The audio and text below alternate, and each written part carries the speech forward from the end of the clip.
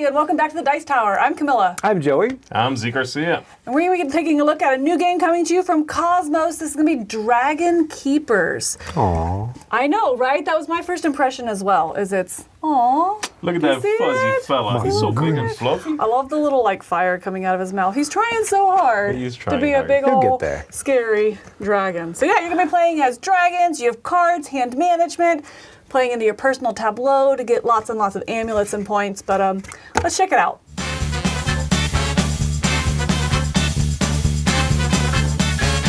All right, let's take a look at Dragonkeepers, coming to you from Cosmos for 2 to 4 players, and the box says it's going to play in about 20 or 25 minutes.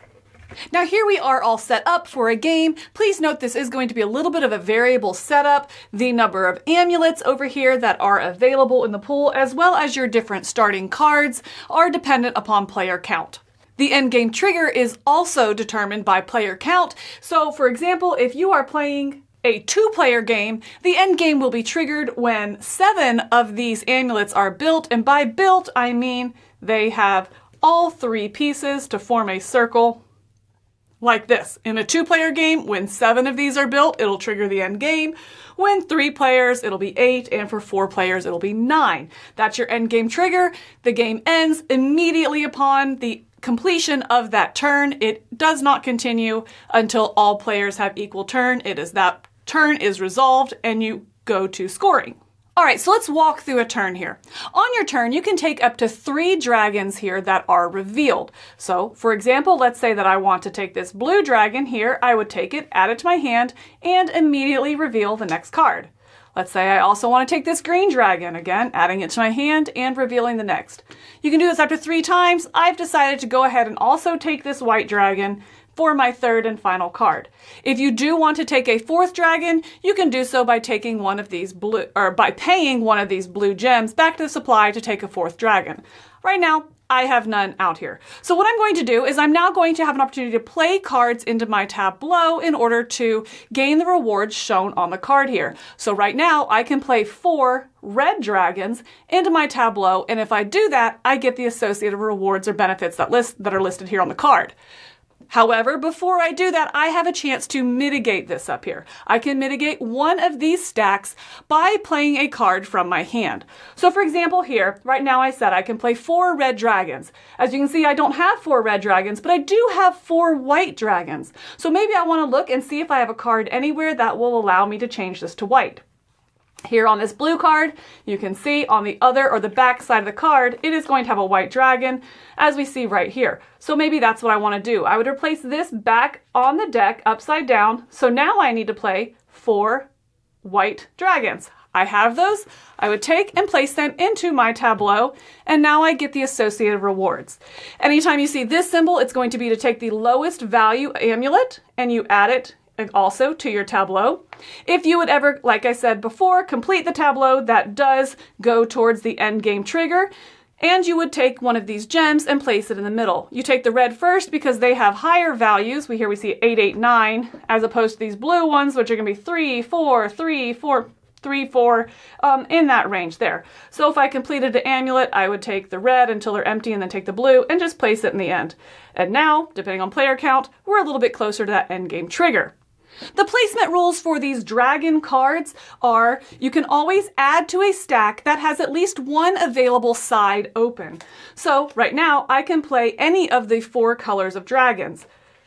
Once I get like this, for example here, I can no longer play white because it does not have a side open. Once you have played all 4 colors, you get to take the highest shield up here that's available, and you would add that to your end game scoring points as well. But as you'll see, it also blocks off the 2 middle colors. So yay for points! Not good for placement here. The rewards that you are going to get are going to be varied depending on the number on the card.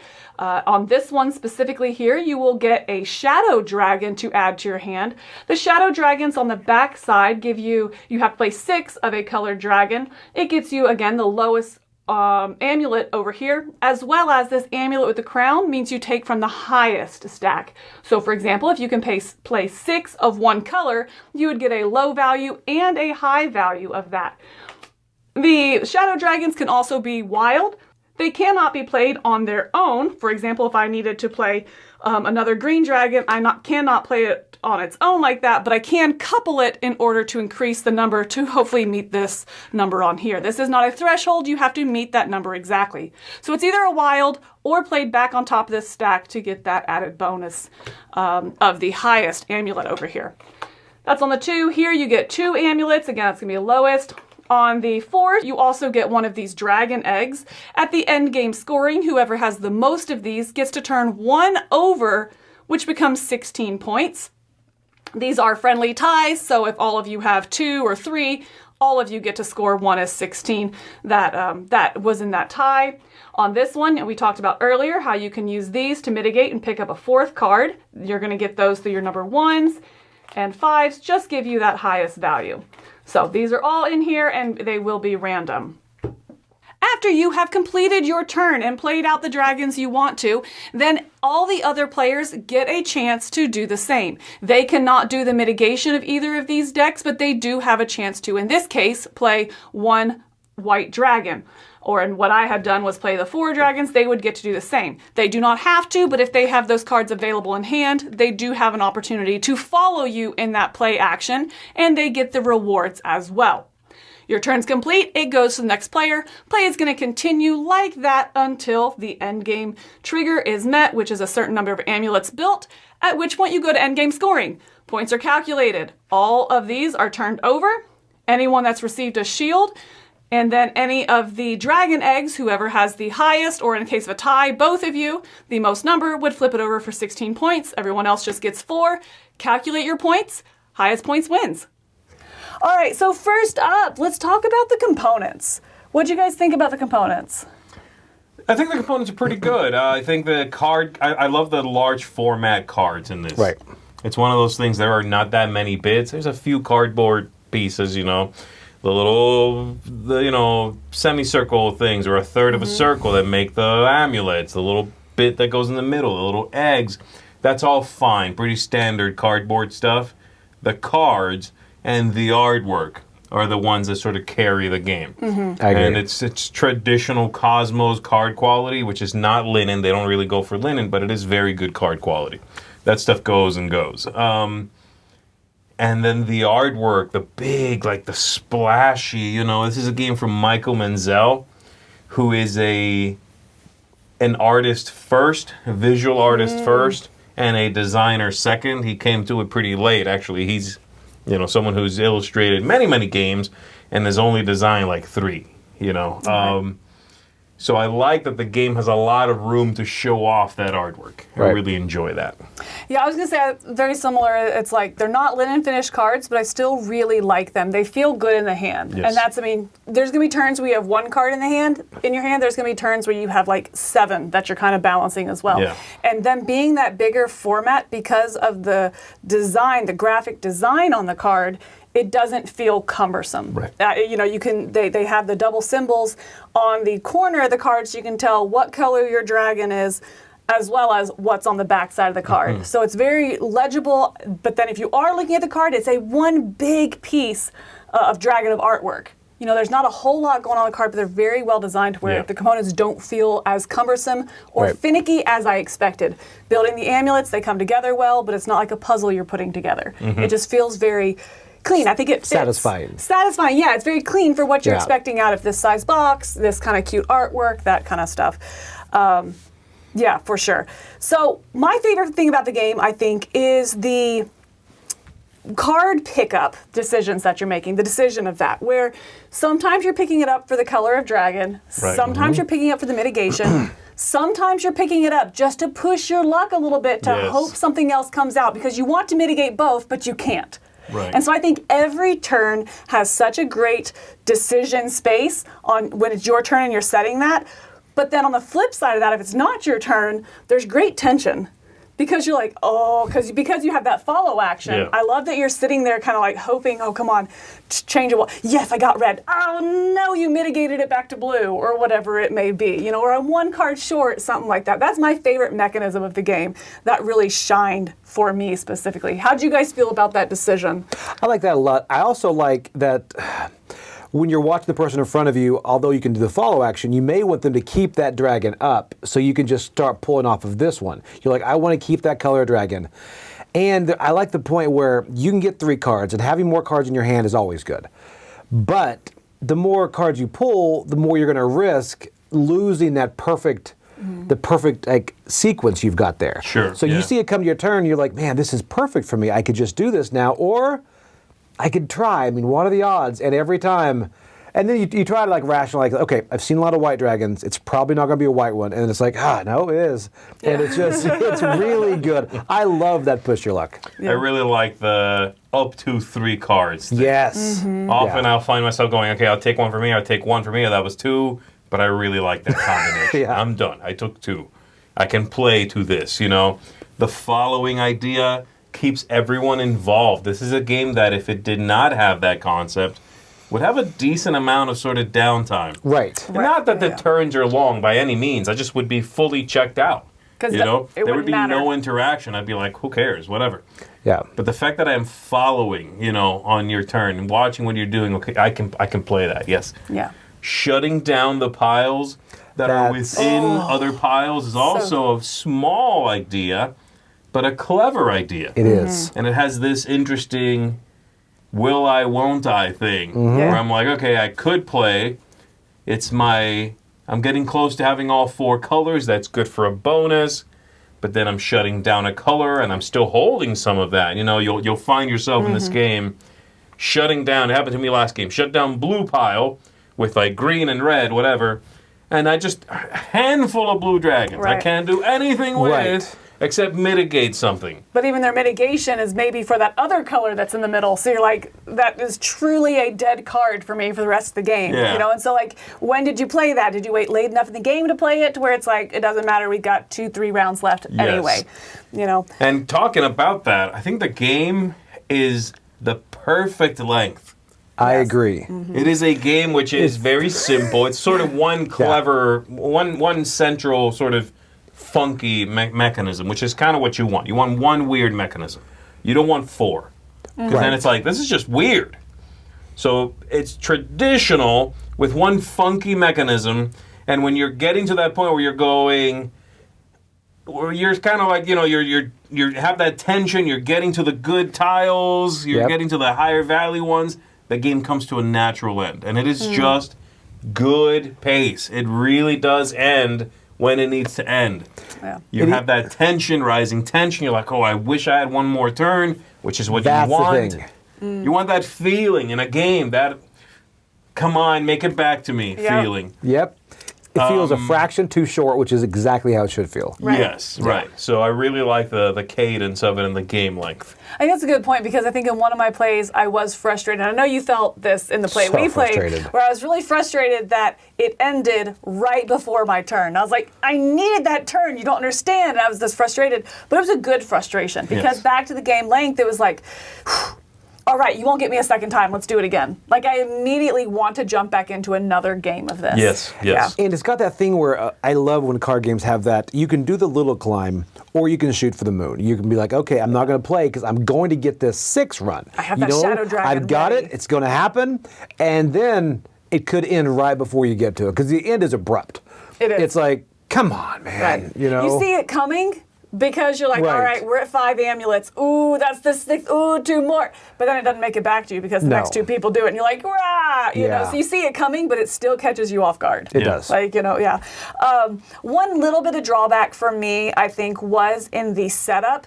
There's a lot, well, there's not a lot. Really, it's just the amulets. It's this big pile of amulets or amulet pieces that you have that you turn upside down, mix them all up, and then take out a certain number depending on the player count. Then you have to put all those face up, sort them by their number, and set it up. And I feel like that, the time spent on that didn't translate to tension in the game, because there are, at that point, then you don't know how many of each of that value or those numbers are going to be in there. So it's a randomized setup for that, which I didn't feel a whole lot of tension. If I can play something and get an amulet out of it, I'm going to do it. I'm not going to push my luck and be like, ooh, I'll hold on to next turn and maybe try that again. That way I get a 10-point amulet instead of an 8-point. Or then I'm setting you up. I really didn't play into that, so I don't know if that extra setup time, that finicky setup, because that's the only thing in setup that's really finicky. Yes. But it is a bit cumbersome. I mean, that alone takes 2 or 3 minutes. If you're looking at a 20-minute game, I don't know if that investment is there. Right, and the question is, does it make a difference enough? Exactly. And I think it doesn't. It doesn't bring the tension of the game. It doesn't play into my strategy. So did you guys, I know you guys didn't do the setup, I don't think either of you did you set up one of the games you played? No. Okay. Yeah. But did you feel like actually putting your time and energy into what value that amulet is, outside of the lowest or the highest, obviously? If you get one of those cards, that's different. It's very small. It really doesn't matter. It's like, oh, there's a 14 missing from this game that was in the last game. Yeah. Who cares? You know what I mean? Oh, I also don't think, because you remove a few. Yeah, you might not know I said a few. I don't think it's that big of a deal. I also don't think, though, that it is that problematic, especially if you've got sort of everybody helping. Right. So I'm not picking on it because it's so minor. It just, who cares? You know what I mean? But I agree that I'm not sure that variety or variability, I guess I should say, is worth it. Just make them all the same every game. Like, it's a small thing. Right. I'd be fine if they were all 1, 3, 5, 9, 14, 20, something like that. I'd be fine with that. I didn't know if that was there. But on the flip side of that, one more positive I want to talk about before we get to final thoughts is the modules that are included in this. And this is a very small thing. Yeah. It's one tile. I think it comes with 6 tiles. You shuffle them, you choose one, and that allows you to break some part of the game. So for example, typically the blue gems that you play, you could do those to take a 4th card. In one of the plays I did, you could use also a blue gem in order to mitigate the card play that you were doing, the number of card plays. So if it had to be 4 red dragons, you could make it 3 red dragons by paying a gem in lieu. Yeah. That's just one example. There's a lot of different things that could break.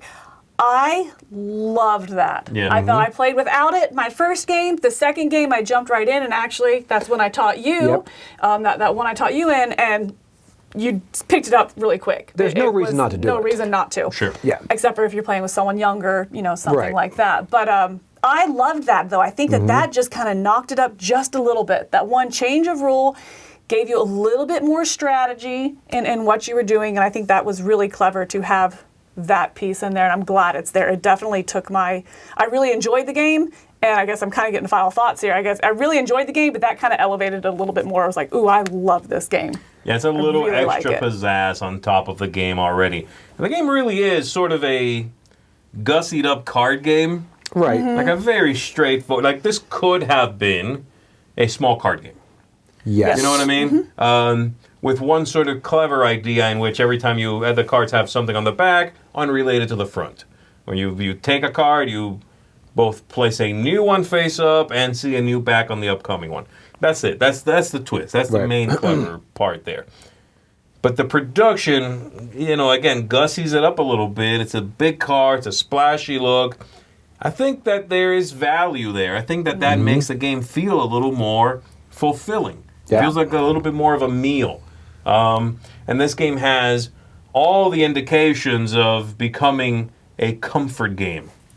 I think this is one of those games that I could definitely see families treating as the dragon game, the comfort game. Oh, yeah. Like, Mama, I want to play the dragon game kind of game. You know what I mean? I could see that. Because they're cute, too. It's very cute. It's very cute, right? Yeah. So, I don't know. There was nothing in it that I thought, this little rule is a little too much. No one's going to... No. This is going to keep the family out, or the younger, members of the family out. Or not keep gamers' attention. On the other side, I really feel like it hit a lot of different groups in that. Yeah. I'm a fan of card games. I love card games, and this one feels like a fun, slightly innovative, quirky card game. I agree. What would you come down on the game? I really enjoyed it. I think it's a gorgeous little game, and I was very surprised to see this being a Michael Menzel game that doesn't feel like one of his. He's done these big things, Legends of Andor, the Robin Hood game.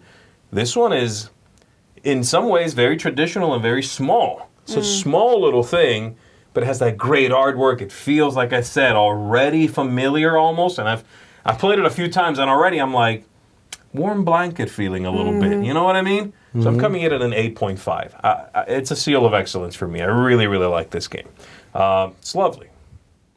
Yep. Yeah. I'm actually coming in right, 8.5 as well. And I'll tell you, it has so many things from obviously the artwork is great, but the layout of the cards, it's not too distracting. You can enjoy the layout with still have the information on there.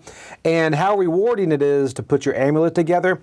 And it's got so many different things that I like in a game. First of all, it's very rules light, but it's strategy heavy. It's got the push your luck. It's also got the open scoring where you can look around the table and you see the amulets, but you don't know what they're worth. Right. So you don't know where you stand, So it's got so much going for it. It's a great game. I really enjoyed it a lot. Nice. I feel like I was an 8.5 when I first played the game, but then the more I've played it, the more that's gone up. So I'm at a 9, actually. I really enjoy this. It feels to me like a side quest in Legends of Andor. It feels that like little bit of like, ooh, my quick little set, my little 20-second or 20-minute, session of Andor side quest kind of thing. I like it. I think it's very easy to grasp. By your second turn, you're like, all right, I got all the rules. Now I'm ready to start strategizing. But then it keeps it lighthearted and fun with that kind of push your luck and that follow and the tension that is just part of that following mechanism as well. Yeah. I really like that a lot. I do think, like I said, with this setup, there's a little bit that doesn't quite translate to the gameplay. I wish the amulets, and I'll probably just house rule that maybe and not put too much thought and effort into it. But other than that, I really, really enjoy the game, and I think about it. I want to get it back to the table in those comfort situations, in that 20, 30 minutes before bedtime, when I just want something quick and comfortable to play, or if I want a filler that has a little bit more depth to it, something like that. I can see myself getting this to the table in a lot of different situations, and for me, that's a real sweet spot. A lot of people, a lot of different situations. It's going to hit the table, and I look forward to it. So for me, that's a 9. That's going to be a seal of excellence all the way around, actually. Yep. All right, so it's pretty good, right? All right, that's it for us here, taking a look at Dragonkeepers. I'm Camilla. I'm Joe Evans. I'm Z Garcia. Keep on dragon keeping. With fire. With fire. Oh, you're so cute. Keep on trying. Far.